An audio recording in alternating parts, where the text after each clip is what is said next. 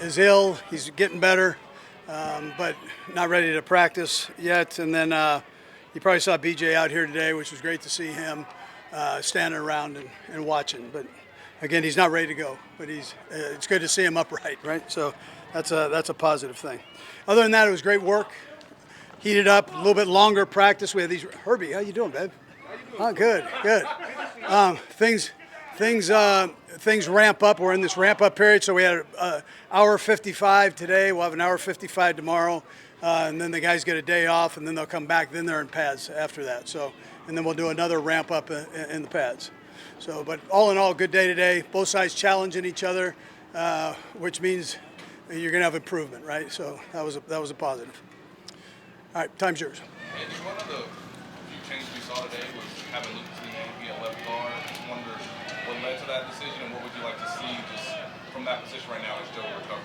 Yeah, so, Andy heck does it. I mean, he mixes everybody in, and we did a little bit of that in the OTAs. And we asked the guys, listen, we're just going to play the 5 best. Doesn't really matter what position, so we're going to give you a chance at all of them. This is a good time to do that during this ramp-up period. So when they're not in pads, just get them familiar with those areas. Yeah. So it seems like Pat's always like to go downfield up here, but it seems like this year maybe a little more often. What's your advice been to him in that regard, other than go ahead and do it?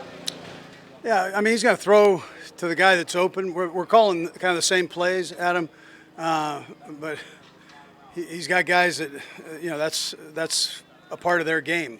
The best part of their game is going downfield. So he's utilizing that right now and testing it out and seeing how it works.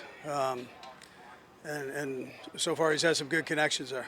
I know you'll have more information once pads come on, but so far, Wanye Morris, just how's he looked? Yeah, he's doing a nice job. Yeah.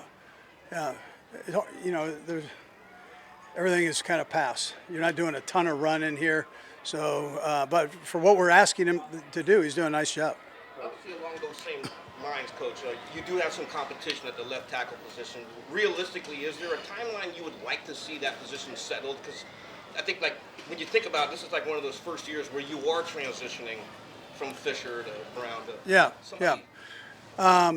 Yeah, I mean, we'll just see how it goes. I mean, you obviously want to get the guys reps in there and all that, but you also want to make sure you get the best guy in there. And so you give them a chance to play with one another and as far as the guards and the tackles go, and see what the best match is there and how they fit together.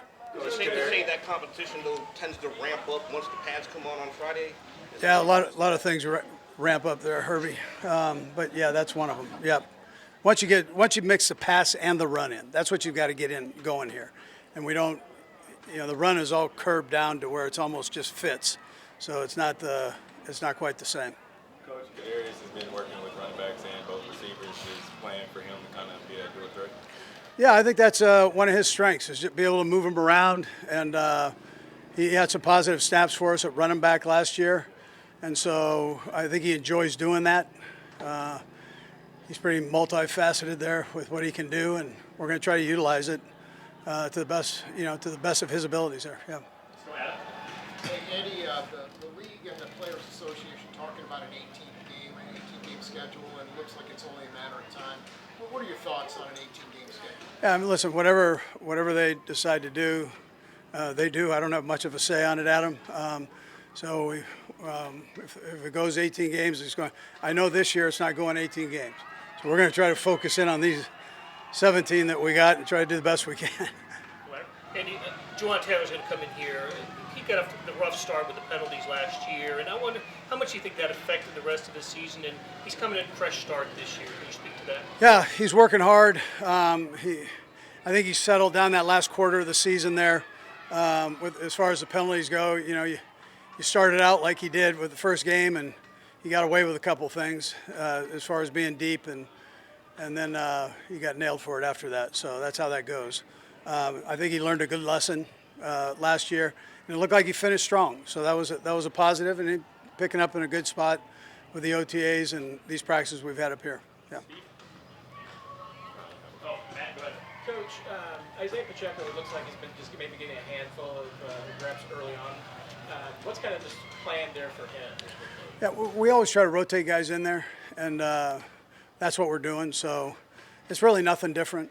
We're not doing anything different there. Just try to rotate them in, make sure they get their legs under them in these 4 days, and then get them going here. So. We'll go last three, Pete, Steven, and then Jesse. Just a quick follow-up, not specific to Isaiah, but overall. How much is the metrics that you get now as far as the sensors on the players and the data, and as far as managing them day to day and backing them off when maybe their levels are not where like Mike Frazier says that they should be? Yeah, so that's important. We try to keep a close eye on the guys. As coaches, we try to keep a close eye. Trainers, plus you have the data that Frazier keeps track of, and between all of that, we want to make sure that we ramp them up and that we don't have the pulls. First 3 days here, that's when they're really fragile that way, those hamstrings. So we try to make sure that we mix everybody in. We've got numbers, use the numbers, and try to stay away from those pulls. Coach, the last time us and all the fans got to see Eric Prince was last year. Year over year, behind the scenes, how have you seen him grow to maybe get some more opportunities? Prince, you're saying? Eric Prince. Yeah, he's been working hard. So he's worked hard this offseason. He's a great kid, and he's getting reps now. So we'll see how that goes and how he does once we get the pads on. We saw Reid Summit and Remy Heelbeck returning kicks, and Reid Summit is actually kicking. Their path to make the team is a lot has to do with special teams. So what have you seen from those two guys in their effort to make this team? Yeah, so we always tell the guys that there are 3 or 4 guys that make it because of their special teams play.